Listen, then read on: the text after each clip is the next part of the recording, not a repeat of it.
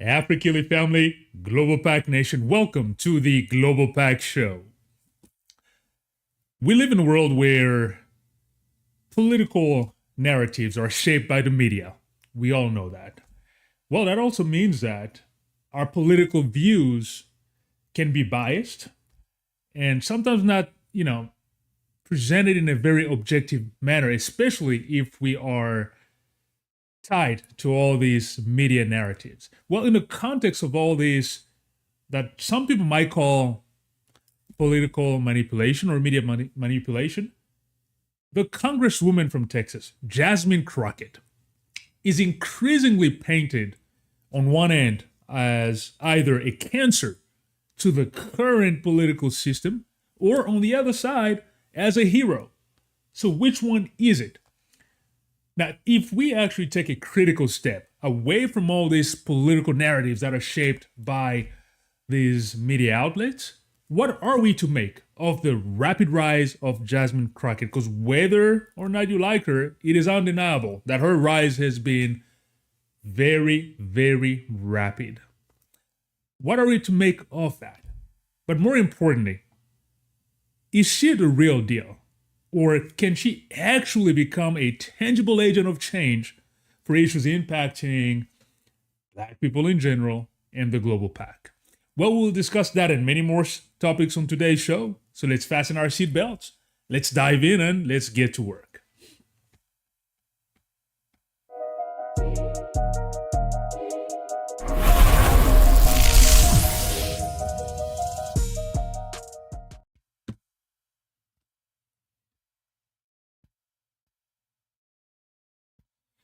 All right, AfriKili family and Global PAC nation, welcome to another edition of the Global PAC show. This is your favorite host, right? Tony Mfumusimba Kwambamba Ngumbu. Pleasure for me to be once again in front of you on this Tuesday, June 17, 2025. We have a very exciting show, in my opinion. Today, we'll discuss some very, very interesting topics. Just trying to get all my technical bearings situated here. Sometimes it's technical. All right, everything seems to be on set. My mic is coming. Apologize about that. Yeah, so thank you very much as we get started. All right, first of all, thank you for your support, your continued support to the Global PAC show. Without you, clearly, we cannot do it. So thank you very much for your support. For those of you who have not done that yet, let me ask you to simply take a second to click on the subscribe button. Only takes a second, but once you do that, you subscribe to the channel. You help this platform grow, obviously, but also it allows you to become connected to this community so that as we grow forward, you're part of this rapidly growing community. So consider doing that and, of course, sharing our content if you feel like there's people in your network who might benefit from what we discuss on this platform. So there you have it. Thank you very much. All right.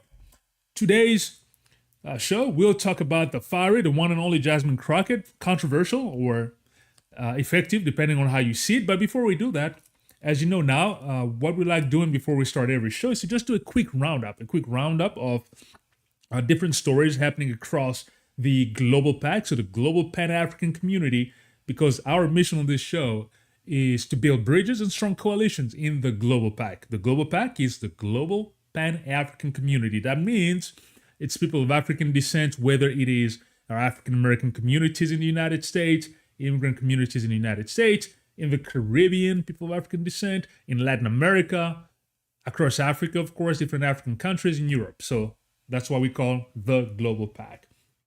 So on that note, considering that many of us are busy, I know, are not able to always keep enough of what's happening across different Global PAC nations, then the goal here is to just give you a quick 5 to 10 minutes roundup, just to, some stories. We'll never cover everything, as we know. I mean, there's too many news happening, and this is not a news channel, but just to kind of give you an idea of what's happening, because I'm a strong believer, as they say, out of sight, out of mind.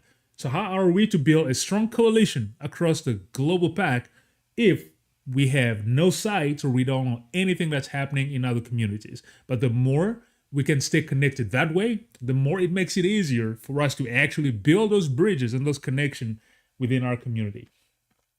That being said, I want to start the quick roundup here Well, first of all, there's this massive conflict that is happening. Iran being attacked by Israel, really causing a lot of unrest across the world, taking the world on the brink of some sort of a universal war. Now, you might say, well, this is in the Middle East. This is not impacting, global PAC communities. Well, not necessarily. Oil and gas prices, energy fluctuation prices affect everybody across the world. And whether it's in the United States, Africa, the Caribbean, Europe, you name it. So what's happening in Iran could end up impacting the whole world, especially in terms of energy prices, because there's something called the Strait of Hormuz. All right, the Strait of Hormuz is this body of water that connects the Persian Gulf to the peninsula into the sea, so that oil can get out of the Persian Gulf into the world. Right. Well, that Strait of Hormuz, that tiny opening, is controlled on one end by Iran, and so it is very possible that Iran might decide to block the Strait of Hormuz.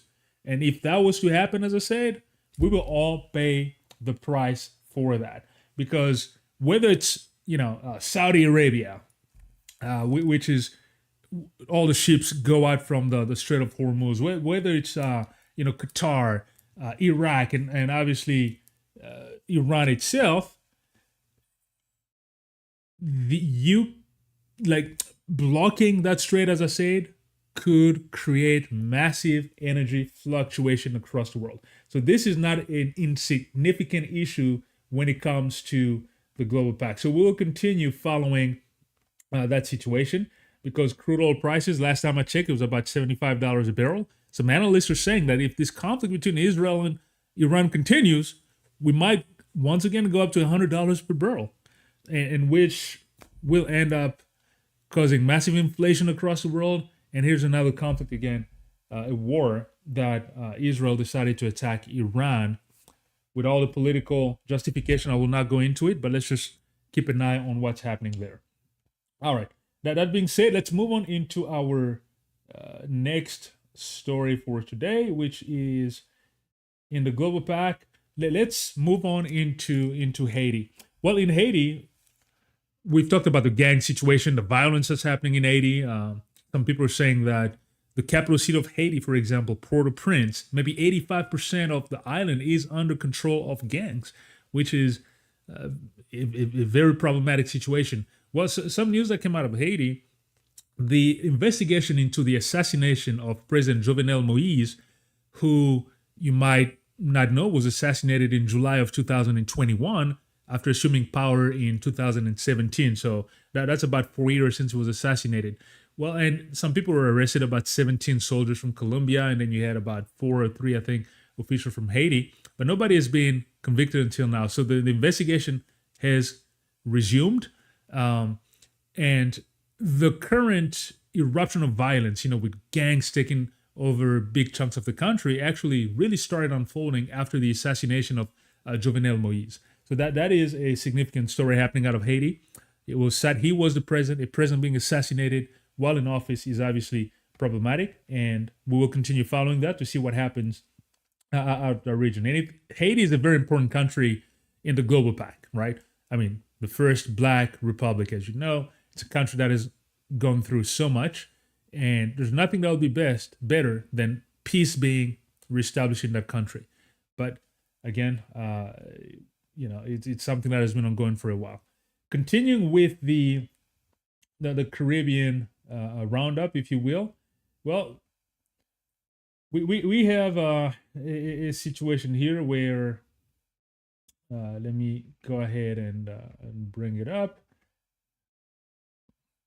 My apologies. I had, I have to load all the stories for you here.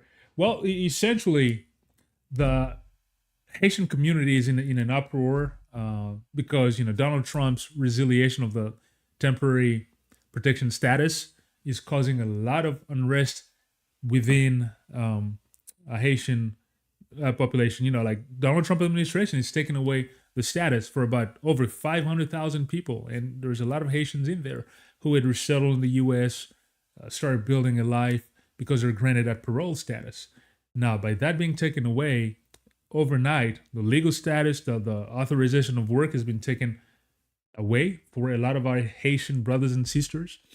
And so the Haitian community is organizing to essentially demonstrate and communicate their outrage with what is happening and showcasing how this population was not causing any unrest, they're not posing any danger to the United States. And so that's very, very inhumane. And so you have organizations such as the Haitian Bridge Alliance, which is an organization again that works to help Haitians resettle, deal with legal matters, lobbying, and so on.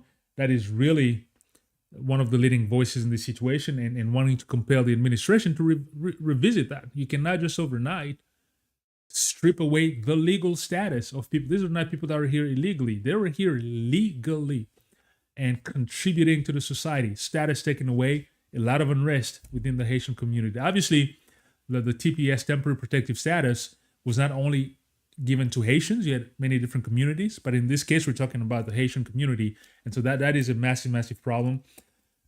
It's hard to put it in context, right? But just think about it. You have people who were following the law, not doing anything wrong, working, establishing their families and so on, and then overnight an administration comes and just pull the rug underneath them, just like that, no reason.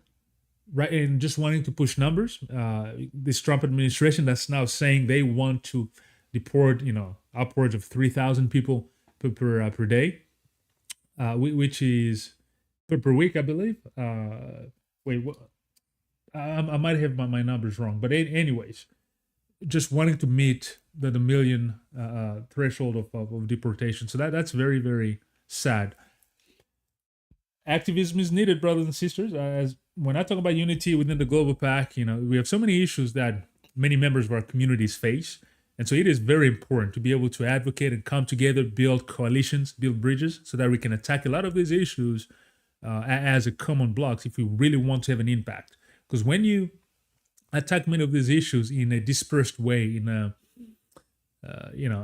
separated way, in a fragmented way, your impact obviously diminishes compared to when you really reach a critical mass and you can have real impact on some of these situations. All right, let's continue with our roundup quickly before we get to our main stories. In Kenya, there's in Africa, Kenya, East Africa, a lot of unrest that are still continuing after the assassination of the blogger, Mr. Alberto Ojwang, who was arrested on June 7th, taken to jail. A few days later, he died. And he was arrested because he was critical on one of his posts on X and Facebook, because he was a blogger. He criticized some of the police operations, police leadership. He was arrested, and then when he was found to be dead, initially the police issued a statement saying that those were self-inflicted wounds because he had wounds on his head. Come to find out, that is not the case. He was actually beaten because an autopsy came out, and so there's a lot of protests and unrest in Kenya over it. People are in the street demanding change, demanding that the police leadership totally be changed. Well, yesterday the deputy police chief stepped down and resigned, but now people are still protesting, wanting the chief himself to also resign. That is a very sad situation, right? That somebody would be arrested just for voicing his protest, as an activist, online blog, was arrested because of that. So very sad situation. I really hope that there will be some people held accountable on what is happening there. So continuing with the African continent, well, China just announced that they would remove tariffs, all right? They would remove tariffs on all goods from African countries, which is a pretty significant measure, because prior to this, there were already 33 African countries that were allowed to export, products and goods to China without any tariffs. And so now China is expanding that to all countries to just boost trade. Remember a few weeks ago when I was talking about the America First policy, right? How the United States wants to have this isolationist type of position, stepping away from a lot of its influence. Well, those gaps are being filled by others. So you have new partnerships being filled. And when partnerships are reestablished, it will be hard, for example, for the United States to try to reassume its position down the line in the future. Well, I mean, as far as Africa is concerned, but just the global PAC in general, because a couple of weeks ago I also talked about how China in the Caribbean was strengthening a lot of its ties. It's providing a lot more choices for countries to decide which kind of partnership they want to have. But it also means that I think, as the global PAC community, we need to be cognizant of the fact that when partnerships are established, it's clearly not for our beautiful eyes, right? People come for their interest. So it behooves our leaders to really understand that their mandate is to advance the well-being of people. So when new partnerships are established with China, whether it's Russia, whether it's other nations, to really advance the well-being of local populations. That's what it's all about at the end of the day. Let's step away from all these models where it's people just kind of enriching themselves and so on. All right, so I'm going to end up here for the roundup of news happening across the global PAC. We've been going on for 16 minutes. Well, the goal is to keep the roundup around, as I said, 5 to 10 minutes, and then we move on.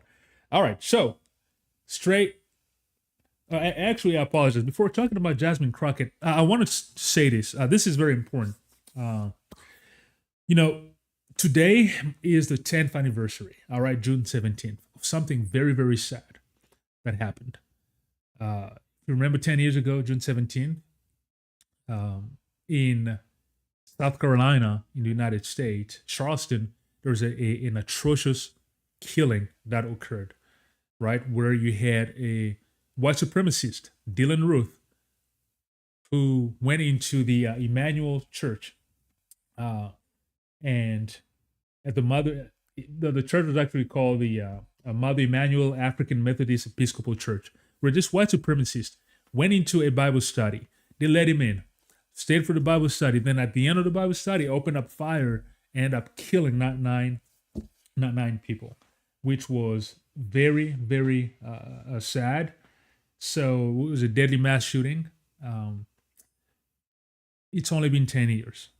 I know in this news cycle of sensational news that are constantly coming, breaking news here and there, you might feel like this was a century ago, but it's only 10 years.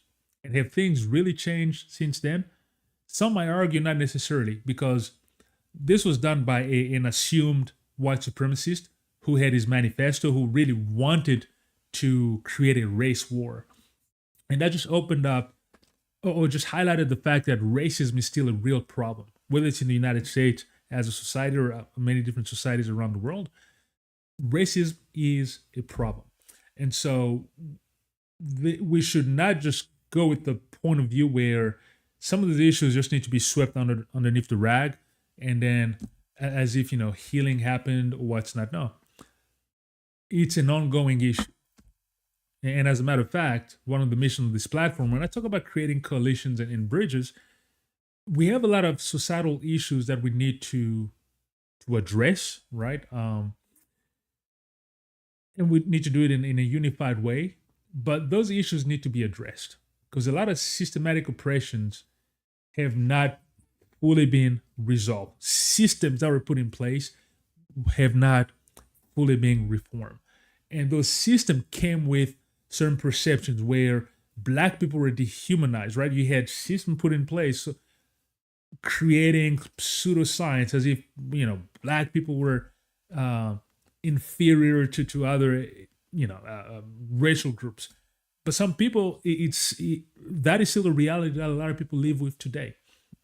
And those are issues that need to be addressed. We need to be cognizant of that. Obviously, we will not live in fear. We will not be intimidated as people as Black people around the world, but we need to be cognizant that there are some real issues that are still ongoing that need to be addressed. So may the soul of the 9 people called the Emmanuel 9 that were killed at Mother Emmanuel Church, may the soul continue resting in peace, and we need to continue the fight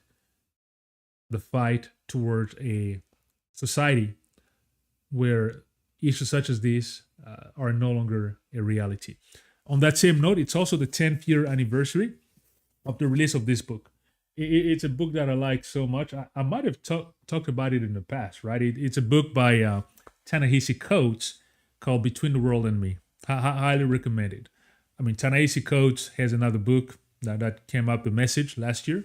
But this is a very meaningful book, in my opinion, in terms of issues of, race relations and so on. 10 years, Ta-Nehisi Coates, as a matter of fact, released this book after the mass murder at Mother Emanuel Church. I heard an interview where he said his book editor and him had scheduled to release a book a little later, but after that mass murder, that racist mass murder, they decided to release this book. Highly, highly recommended, Between the World and Me. It's a fascinating book where Ta-Nehisi Coates takes a tone of telling his story to his child, but he recounts some of the race issues. He talked about how one of his acquaintance who ended up being killed was this perfect child killed by police. So there's issues of police brutality in there. So highly, highly recommend the book. Okay, ladies and gentlemen, that ends the roundup of issues happening in our Global PAC community around the world. Now, let's go into the main topic that brings us today, Jasmine Crockett. All right, and the impetus for me to talk about this topic, actually, I've been meaning to talk about this for the last 2 weeks. I've just, the world happens, life happens. I've been unable to address this topic in a meaningful way, but let me move this image a bit. Yeah, this came from this article that you see here. This article from The Hill, which essentially says, the title is Jasmine Crockett Can Bring the Democratic Party Back from the Brink. I know when some people see this, some people are, saying, how dare you, Jasmine Crockett, she's, all fluff, no substance, she's not a leader, blah, blah, blah. But this is an interesting article, and I think that the conversation is worth having, all right? Because I've done, I think, 2 other shows, right, or 3, about Jasmine Crockett. I've talked about how, obviously, we share the same alma mater, U of H. It's where I did my undergraduate, where she did her law school. We're about the same age. I just appreciate the lady for what she does. But this has nothing to do with me wanting to talk about that. I think there's something very significant. When you become the subject of ire from, for example, the president that started attacking you, Donald Trump and his cronies, talking about, she's low IQ and such, that means you're somebody who is making headways. You have Fox News and others, spending entire segments attacking the rise of Jasmine Crockett. That tells you there's something there. She is obviously across many of the media, traditional media platform, but also, social media. I mean, her rise has been very, very rapid. So let me just give you a quick summary of what the article, the thesis of this article, and then we will go into a bit of a discussion about that, which I think what's happening with Jasmine Crockett has the potential of becoming significant for the Global PAC in general, right? Global Pan-African community of Black people of African descent. Even though there's so much hate being thrown at Jasmine Crockett, even from within the Black community sometimes. She's been accused of all kinds of stuff. But we'll talk about it. First, what is the article talking about in terms of a summary here? Well, it's saying that, yes, Jasmine Crockett is one of the rawest and most watchable communicators. Yeah, I mean, she's very raw. She's very attack-minded. And so that seems to bring her a lot of attention.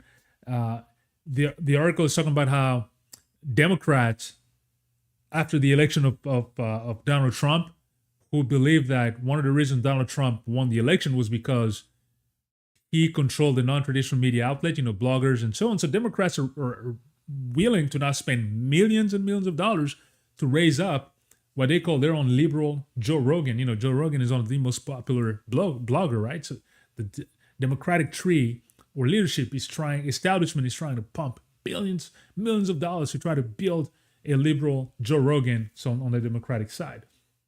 But here's the deal. The article is talking about how Jasmine Crockett, Democrats should look at how she came about, because she didn't come through the traditional ranks. That's one of the things that actually causes a lot of she has a bit of an opposition sometimes within the Democratic Party because she didn't come through the traditional route, right? She's somebody who did not come up as a traditional politician, and that is what attracting a lot of the people that have been alienated from traditional, apparatus and a traditional politician. She's somebody who's seen as somebody who speaks with authenticity, right?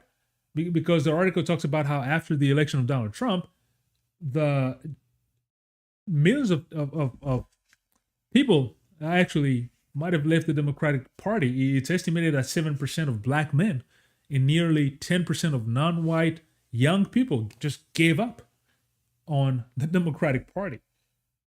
So to those people, when they look at the passion that Jasmine Crockett seems to speak with, she embodies a lot of that alienation, and so they feel attracted to her.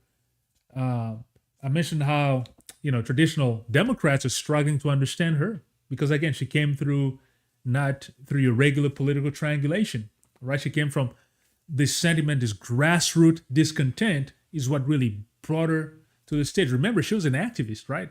After law school, when she had her law firm, she was out there on the street. She was representing a lot of the people within the Black Lives Matter movement, after the tragic assassination of George Floyd by a police officer.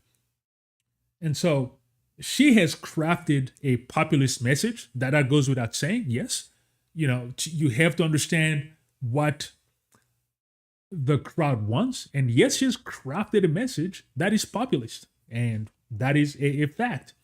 Doesn't necessarily mean it's positive or negative, but she has a populist message. And that populist message, she has crafted it over time.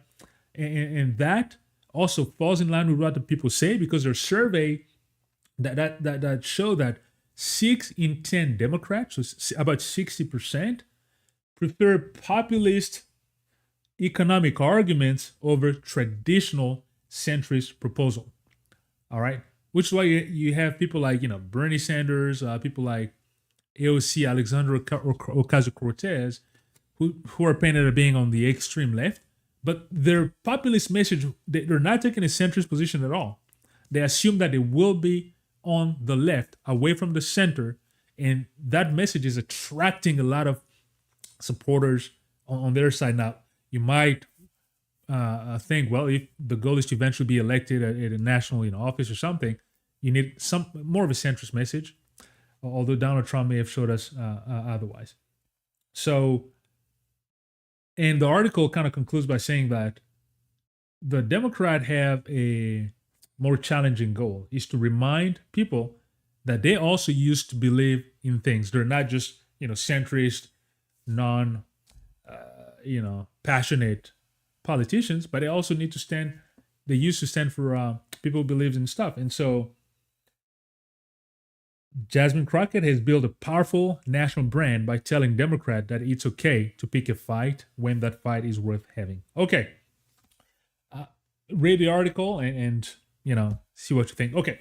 Why do I want to talk about this? So this article is talking about Jasmine Crockett wanting to could potentially bring the Democratic Party out of the brink. Because actually even the leadership of the Democratic Party went as far as calling her the future of the Democratic Party. I forgot to mention that. The future of the Democratic Party. That's how she was called by the DNC, the Democratic National Committee's vice chair, David Hogg, went as far as declaring her the future of the Democratic Party. My discussion here has nothing to do with Democrat and Republican. I'm really not that interested in taking a party approach, but looking at the figure of Jasmine Crockett, is she all fluff, or is she somebody who can eventually rise up to assume the mantle of being a tangible agent of change for issues affecting the Global PAC, the Global Pan-African community? You hear a bit of this discourse where people are saying, well, within especially Black communities and minority communities, we do not want to be involved in politics anyways. She's just doing it to be a politician. You hear a bit of that refrain, and especially from people who just don't want to participate in politics who are disillusioned. Here's what I want to say to that. There's two things I would like to say. Number one, people get the leaders they deserve. People get the leaders they deserve. All right. So if you want to have leaders that, and I'm talking about political leaders, right? Elected leaders and so on, that really address the issues that concern you and your communities, you better be involved. If not, well, that politics will take care of you, whether or not you want it. And the second thing I will say is this saying that said, you're either sitting at the dinner table or you are part of the menu. Okay? You're either sitting at the dinner table or you're part of the menu. We understand that as Black people, for too long, we were part of the menu in these systems that were literally designed to keep Black people out. If you look at the United States, obviously, the political system and structure was initially established to keep Black people out. So it's a system where Black people were on the menu for a long time. Black people had to fight tooth and nail over time, fight to grab their freedom because it was not granted. Black people had to fight and organize for it to get their freedom and to start gradually being part of that system. The job is not done yet. We're far from it being done. There's a lot of progress that has been done, but the fight continues. So, and this is a fight that we cannot win it by being outside of the system. It is not possible. We can have a lot of discontent sentiment, right? But we live in societies that are regulated by the policy-making arena. So if we are not part of the people deciding at the dinner table, we will continue being part of the menu, and we cannot do that. People like Jasmine Crockett have that, they're within the system. That's given. Now, some people will, you will hear a different argument. People will never be all satisfied. That's just the way it is. But you'll hear some Black people also saying, yeah, the Democratic Party isn't there for us anyways. I think it's a minority, but you have a sentiment, right? But you still need some representation because it's better to have people within the system that you can now organize to apply pressure towards, create critical masses to ensure that you lobby so that they carry your issues. But you need to have people that are within that circle. Systems are not perfect, but we need to continue that march. Because if history has shown us anything, is that there has always been backlashes whenever Black people are able to gain a bit on the system, right? To start balancing the system a bit. The system is still very imbalanced. But every time there's progress being made, there's been heavy backlash. So you cannot let down. This is not the moment to step back and be passive. No, the system will swallow us, alive. This is the time to continue outside the system and within the system. So again, people like Jasmine Crockett, in my opinion, are people that are within that system. She has come up through the grassroots, which is a fantastic advantage. If you look at the last, on the presidential side, obviously Jasmine Crockett is a representative. I'm not talking about even national office, but let's look at the national office, the last two presidents. Donald Trump and, okay, let's jump Joe Biden. Let's look at Barack Obama and then Donald Trump, which I think have been two of the most revolutionary presidents in recent history. Not necessarily because of their accomplishment, but just who they are and what they represent. Barack Obama being the first African-American president. Donald Trump with his MAGA just totally upending the system. Barack Obama came through by grassroots movement. There was this wave, this sentiment of discontent where people were just fed up with the status quo, business as usual. And Barack Obama was able to to utilize a grassroots sentiment, organize himself, use that to elevate to prominence and end up being the president. He did not come up via your traditional route. You have people like the Hillary Clintons and so on back then that were more established in the democratic system. All right. The grassroots movement allowed Barack Obama to rise up to prominence as to where the establishment could no longer deny him and just had to embrace that movement. But I remember Barack Obama initially being criticized even within black communities and others and just saying, okay, he's not the right person, but he could not be denied. Donald Trump, same thing. He didn't come through a traditional political triangulation. There was that whole Tea Party sentiment. You had the birther movement, the racist movement that was against Barack Obama and so on. I believe there's a big racist sentiment, which some of it has to do with that whole backlash I told you. Whenever black people have been able to rebalance the system more, right?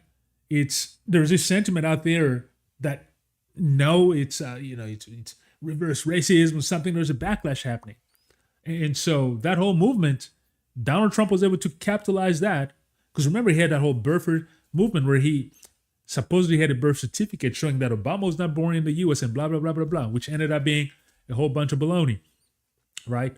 But he navigated that sentiment to elevate to this point. So when I look at that and I look at somebody like Jasmine Crockett, again, obviously she's not even running for any national office at this point.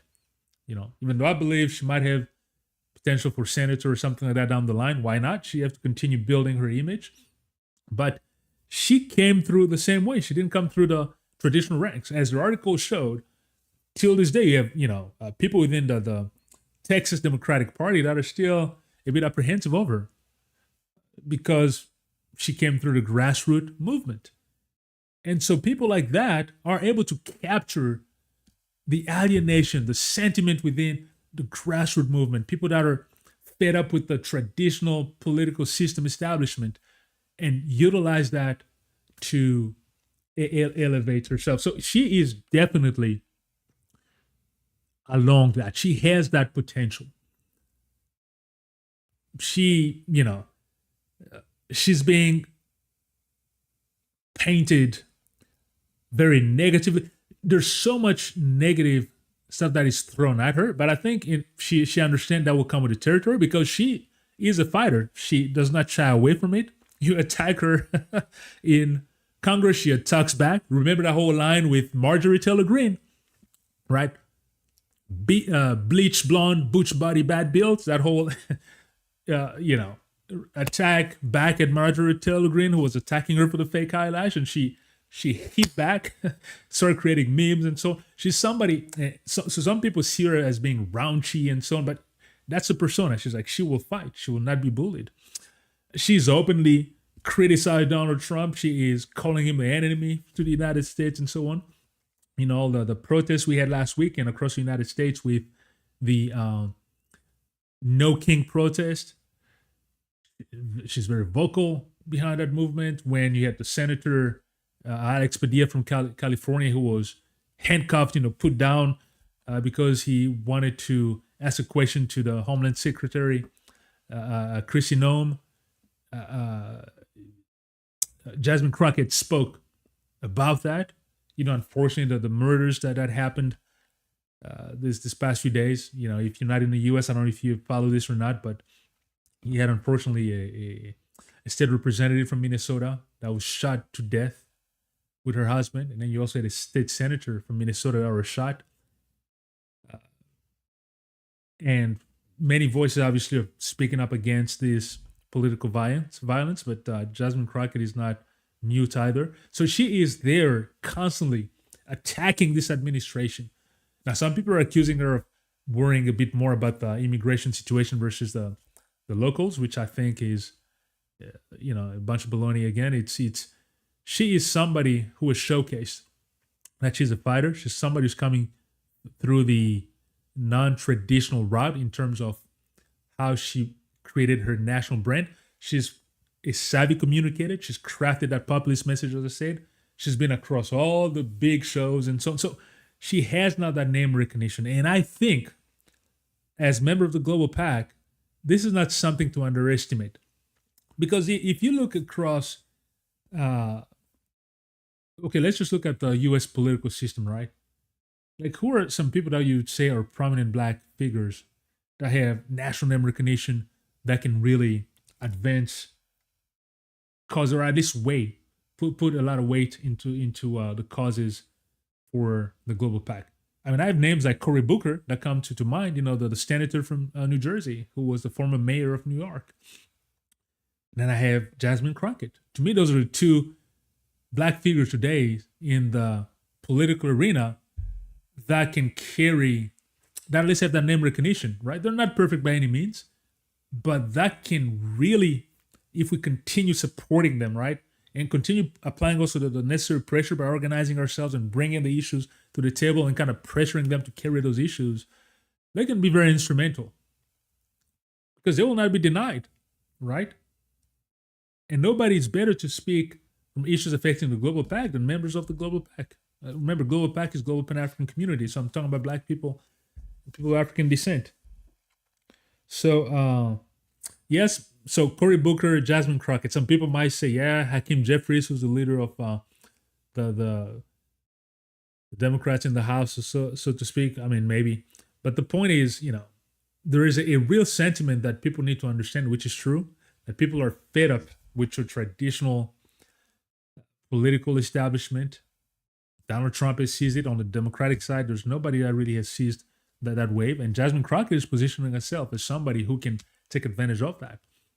And I think as she continues growing and really continuing establishing herself within the machine, in those old political institutions, you have certain, hierarchy, you have certain, leadership and so on, you have ranks that it takes. There's a certain tradition, but she's rising up the ranks. And if she continues on that path, she really, I think, has the potential to become very, very influential and instrumental to advance issues affecting the Global PAC across the United States, but continue also being that figure that stands for unity and that is able to catalyze support from just different black community, I would say across the world, because today our support, you have people from all over the world that seem to really appreciate Jasmine Crockett. Whether it's within the Global PAC in Africa, the Caribbean, you just look at her following, you'll see she has comments from all over. People really appreciate what she's doing, but also non-black people. So she's really somebody that has a tremendous potential. Don't just look at her shortcomings, because too often I think in our communities, we can tend to destroy each other. Let's not look at just that, but let's look at how we can utilize this moment to help enhance our situation, our fight, which is ultimately the eradication of oppressive system, getting to a point where we have a real equal world, because we're really far from there. All right, ladies and gentlemen, I'm going to end up here for today. Thank you very much for your support. As has become the norm and the tradition in our show, I'm going to end up with a quote. And since we've been talking about Jasmine Crockett, it is only natural that my quote will be from Jasmine Crockett.